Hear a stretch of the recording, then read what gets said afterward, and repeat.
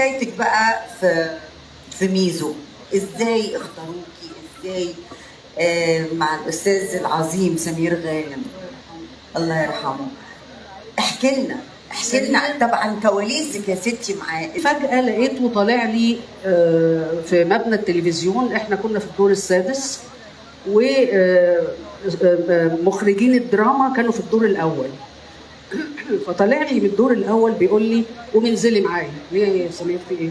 قال لي احنا بنعمل مسلسل وداخلين على طول وانا عايزك تعملي معايا دور. قلت له ايه ده اللي فيه من غير ولا لي علاقة. ايه يا ابني ده وبتاع؟ قال لي اسمعي الكلام انت، قبل كده كان قال لي حاجه قلت له خليني مش عارفه ايه. قومي انزلي معايا. قمت نزلت معاه، نزلنا للدور الاول.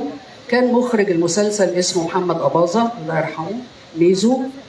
وبعدين قال له دي اسعاد يونس مذيعه في اذاعه الشرق الاوسط وكده، فقال لي طب ممكن اديكي مشهد تقريه؟ قلت له هات اي حاجه يعني.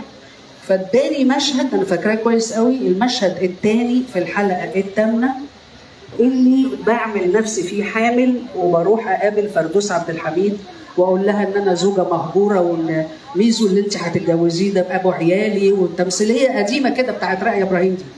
فاديتها بنفس الاداء وكده في مشهد زي ده في كده طبعا.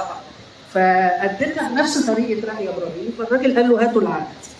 قال في ايه يا ابني هعمل ايه؟ قال لي هتعملي شخصيه اسمها صافي المجنونه وكان. المهم كانوا هم خلاص هيبتدوا يعني، وكان في رمضان. فاشتغلت اثناء ما احنا بنشتغل، رمضان دخل وابتدينا نذيع واحنا بنصور.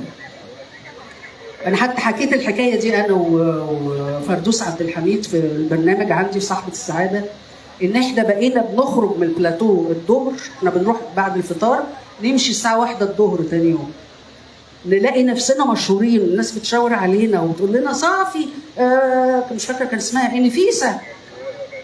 فايه ده؟ فرحنا جدا لاننا اتشهرنا فجاه. فالجميل في المسلسل انه خدنا ثمار المغامره بسرعه.